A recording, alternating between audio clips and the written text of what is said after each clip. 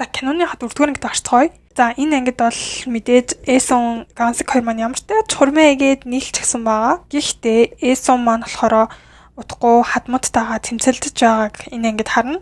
Хожим нь тэрээр хойд итгэх эхнэр Наминокт анхны хүүхдээ үлгээдэн авахт нь тусалж байдаг. Минок бол Эсоны ээжийг нас барснаас хойш 10 жилийн дараа түүний хойд эцэгтэй гэрсэн болохыг угаасаа бүгдээрээ мэдж байгаа тийм ээ. Цаг хугацаа өнгөрөхөд Минок ингээд зөөлрөөд Эсоны төрсөн дүүнэрийн айгуу сайн ээж нь болсон байдаг. Эсон түн тусалснаар тэд хоорондоо юм чимээгүй нөхөрлөлийг бий болгоод өмнөх харилцааныхаа хурцтмал байдлыг нэг гэсэндээ буушлнаа. Сүртэй буушлна энэ сүртэй ирсэн. Эсон удлахгүй гэртээ хараад гэр бүлийнхэндээ бэлгүүд тэгээд тэр дундаа Минокийн гимон бэлгэлсэн 3 дуу зэргийг авчирдаг. Гисэн хэдэж Гансикийн эмээ гимон хэрхэн унд сурахыг зөвшөөрөхөөс татгалздаг. Ер нь бол охид бол юм дугуй унах ёсгүй гэд уламжлалт нэлээд сэтгэлгээтэй угаасаа удган хүн. Ингээд хожим нь Эсон Гансик нар өрөөндөө амрах үед гэр бүлийнхэнтэйгээ ингээд тулгарч байгаа асуудал бэрхшээлийн талаар Гансикт хэлээд туслахыг асуудаг. Эсон хүннээс гимоны 3 дугуй унд сурахыг гуйж хэрвээ түүнд ийм боломж олохгүй бол Эсоны адил галт тогооны өрөөний хүн болно гэж айж байна. Тэрээр охиндоо урд өмнө хизээж байгаагүй хэрэгчлөөг мэдрэхийг хүсч байгаагаа илэрхийлдэг. Охиноо ширээ засдаг хүн биш, ширээ хөмөрдөг хүн болоосаа гэж хүсдэг гэдгээ ч нулимстайнуудээр хэлэхэд эхнэрээ өрөвцөн Гансик маань чи ч гэсэн хөмрөө би арыг нь дай гэж хэлдэг. Маргааш нь Гансик өөрний 3 дуугүй худалдаж авдаг. Энэ нь ер нь бол нэлийн үнэтэй. Тэгэл гэр бүлийнх нь угаасаа нэг гэрт ингээл тоглохоо бол нэг тооноос хоол идэж байгаа болохоор ингээл үнэтэй юм авлаа хүүхдэд гээл тийм хандлага угаасаа гаргадаг. Хамгийн гол нь манай гимё маань ундаг 3 дуугаагаа унаад энэ нь болохоор Эсон бүх баяр баясгалан авчирдаг. Мэдээж дугуйндаа биш.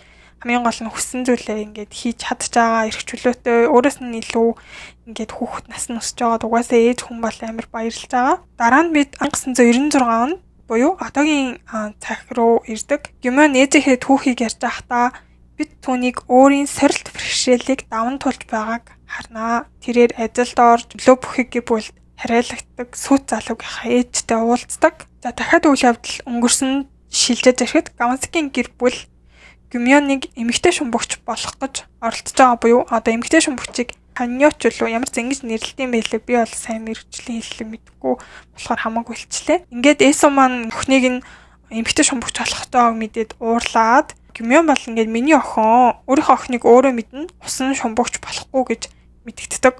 Усандаар олон жил ажилласан улмаас төрсөн их нөвчнөр нас барсныг тэрээр тэдэнд сануулдаг хаа. Гисэн хідээч хадам ээж нь түүнийг шууд алгацчихдаг.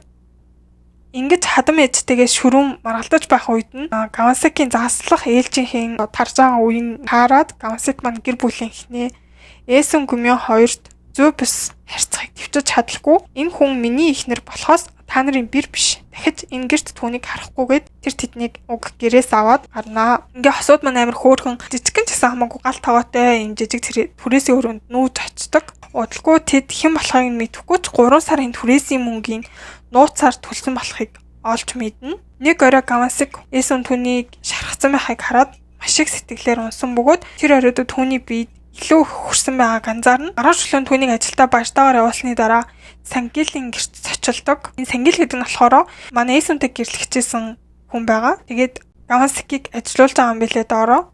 Эсон түүнийг хүчирхийлүүлж байсныг тосгоны эмэгтэйгээс мэддэг. Гансик гараа гэмтээсний дараа ч Сангил завийг эргүүлэхээс татгалзаж танаатаагаар манай Гансикийг биеийн байдлыг ордуулад гэмтлэлийн хүндрүүлсэн байгаа хгүй юу? Сангил Гансиктэй зөв бусаар харьцаж байгаа нь үйл явдал гарна. Заг сахан Агнурын ээлжийн дараа түүнийг гэртээ харихаас татгалзаж хөшөөлөх зуур Эсон хэргийн газар руу яаран очиж Гансик цаашид түүний төлөө ажиллахгүй гэж ууртаагаар мэдэгддэг. Энийг хор бэлдэж байх үед Сангил Гансикийг зэмлэн эцэст нь манай Эсон шилбэрөнд хөшгөлцдөг. Энэ дүр зураг 1996 он руу буцах бөгөөд Эсон олон жилийн турш одоо хүнд хөдөлмөрлсөний эцэст хөлн муу байгаа бөгөөд Гансик тусалж байгаагаар харагданаа. Ингээд энэ хүү сэтгэл хөдлөм тэмдэглэлээр энэ анги төгснө. За киноны маань болохоор 5 дугаар анги нь Гансикийг Сангилд ажиллахгүй одоо байгаа бөгөөд Сангилийн гэр бүл аралт дээр хийх нөлөөтэй юм байна л да. Болохоор тэр хоёрын амьдралыг улам хэцүү нөхцөл байдал түлхэж байгаа. Өдөр хоног өнгөрч байгаа ч Гансик ажил олох гэж зүудэрдэг. Хоол унд нь дуустдаг. Эсон гэрээ эздээсээ баг зэрэг тусламж гоохыг оролцсон ч тэд түүнийг тоохгүй. Одоогийн Эсон Гимеонтой хамт алхаж байхдаа юунаас сэтэх хэрэгтэйг мэдхийн чухлын талаар эргцүүлэн бодож идэг. Дараа нь бид өнгөрсөн рүү очиж Эсон удалгүй эмээгийнхаа гэрт очив. Санхүүгийн тусламж хүсэн найзсан ч бардам зан нь гуйж чадахгүй байгааг хардаг. Хожим нь тэрээр Гансикийн хамт орондоо хөвтгтээ бүх зүйл хичнээн хэцүү болохыг хуваалцсан. Тэр үед Эсоны эмээ түүн дээр очиж банкны хадгаламж болон үнэт идэлэл ингээд жижиг зүйлсийг авчирдаг. Эсоны ээж өмнө нь эмээг нь хаана ихтэй цуг очихыг хүсдэг хэсэг байдэн штэ. Энэ нь болохоор гэрэл зураг авах гэж байсныг бид энэ анги дээр мэдж аавна. Тэр үед тэр эмээгээс Эсоны аавд хандсан шигэ Эсонд асран халамж тавихыг хүсдэг. Тэгснээрээ одоо өөрийн хүүхдүүдээсээ илүү асалсан энэ гимн найрлнаа гэж хэлдэг. Ингээд эмээн тэдэнд бүр онгоц судалдаж авах хэмжээний их хадгаламжийг гаргаж өгдөг. Ингээд Гансик Эсон хоёр маань айгүйх баярлана. Тэгээд таашид сайн сайхан амьдрахаа эмээ даавал амлдаг. За ингээд энэ мөнгөөрөө хосууд манд зай худалдаж авдаг. Тэднийг яг баяраа тэмдэглэж байх үед нь манай Эсон амарчаад хоёр дахь хүүхэд болох хүүгээ төрүүлдэг. Одоо хүү төрүүлж Гансикийг зай худалдаж авахт нь тусласны дараа Гансикийн гэр бүлийнхэн Эсоны эргээр хүүхдэн автгаа. Ингээд өдөр шөнөгүй Гансик маань шаргуу ажилласны хүчин Эсоны ээж нь болохоор хойд эцэгтэйгээ хамт амьдарч байсан байшин худалдаж авсныг олж мэднэ. Ингээд Эсонд гэмтийн бэлэг барьдаг. Эсон бүр маш их аз жаргалтай байсан бөгөөд би ийм аз жаргалтай байж үдсэнгүй. Энэ бол хүний хүүхэд байхдаа хамгийн их зочилдог байсан. Одоо бүр ээжхэн санагддаг ийм дурсамжтай байшин. Тэрээр амьдралдаа анх удаа өөрийн гэсэн орон гэртэй болж байдаг. Гэр нь тэр хоёрт маань ингээд ордон шиг л санагддаг. Ийм гоё хэсэг гарна. За ингээд тэд байшингаа тогтуулж өөрийн хөрөө болох зур ээж нь түүн дээр очихыг зүүдэлж хөршин хацааны машинтай гэж ээж нь яриад байдаг зүүдэнд. Тэс ирсэн чинь манай Эсон жирэмсэн байсан учраас төрөх болцсон усан гарчдаг. Тэгээ энэ үед Гансик болохоор залаад загалцалж исэн. Тэгээ манай хүн зүүдэнд нь хөрш айлын машинтай гэж ээж нь хэлсэн учраас охиноо хөрш айл руу явуулаад хөрш айлын машины тусламжтайгаар эмнэлэг рүү яаран очиж ингээд 3 дахь хүүхдээ төрүүлнэ. За үүний дараагаар Эсон тосгоны дэд аргын албан тушаалд томилогдсон бөгөөд энэ албан тушаалд өөр нэр дэвшигч гараагүй тул тосгоны арга хэвээр байгаа сангилд одоо туслах тушаал томилогддог. Тэд хамтдаа нийтийн бүжигт оролцож буй хүмүүсийг таслан зогсооход цаг зав зориулна. Ингээд нэг өдөр гинжин шалгалтаар нэг газрыг шалгаж байхдаа Эсон нь болохоор сангилын их нэртэй таарчдаг. Ингээд түүнийг мэдээж цугтахад нь туслана. Энэ мөчүүд бид түүний амьдрал сангилын ихнэрийн хувьд ямар өрөвдөлтэй байгааг олж харна. Манай сангилын ихнэрт болохоор манай Эсонд хэлдэг.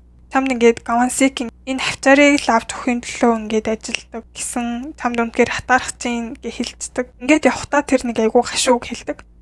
Яагаад оронд нь Эсон энэ сангилтэй гэрэлж болохгүй байсан юм бэ гэдэг ийм утаагаа болохтай зүйл хэлцдэг. Тэгээд охиндоо Эсон хичээ сайн хүртээ суугаарэ гэдэг.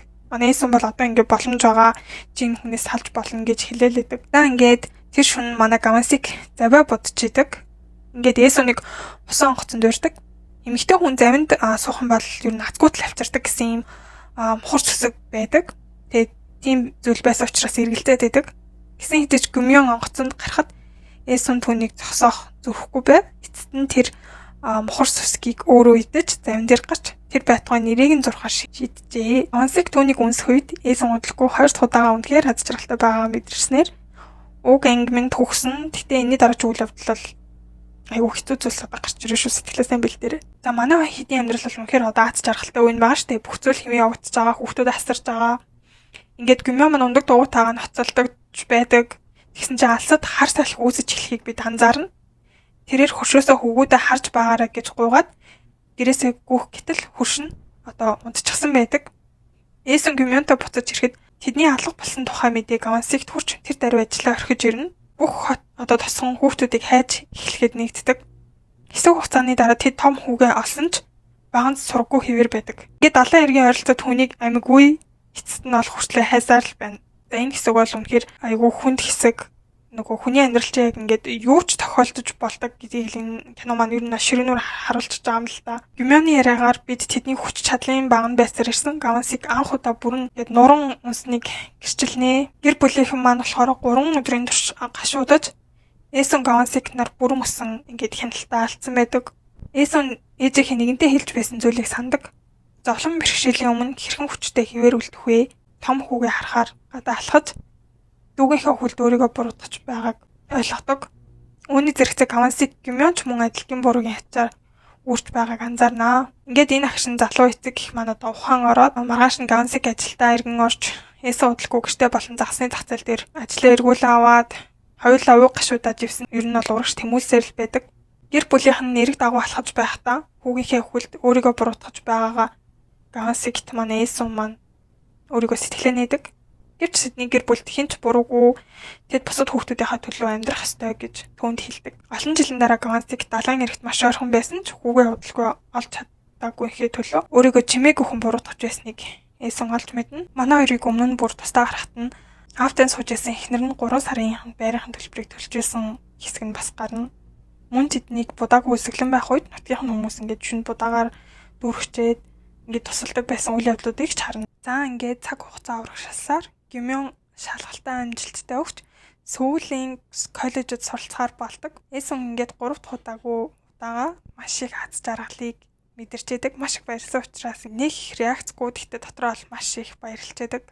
Эсон Кавансик нар түүнийг дагаж яваад ирээдүйн сүйт залуу Пак Хёмтэй танилцаж тэр даруй түүнд дурласан байна. Юм Гюмён хоёр хамтдаа сууж хахад Эсон Кавансик хоёр хөтөлцөн алхаж байгаагаар энэ анги төгснө. Эсон Гюмёнд байшин худалдаж авахын тулд байцааны талбайгаа зарахыг санал болгоход Кавансик түнд байшингаа өөртөө үлдээхийг хэлнэ. За манай хоёрын маань хайрлж нандад өсгсөн охины үйл явдлууд бас одоо л илүү түлхүү орж ирнэ.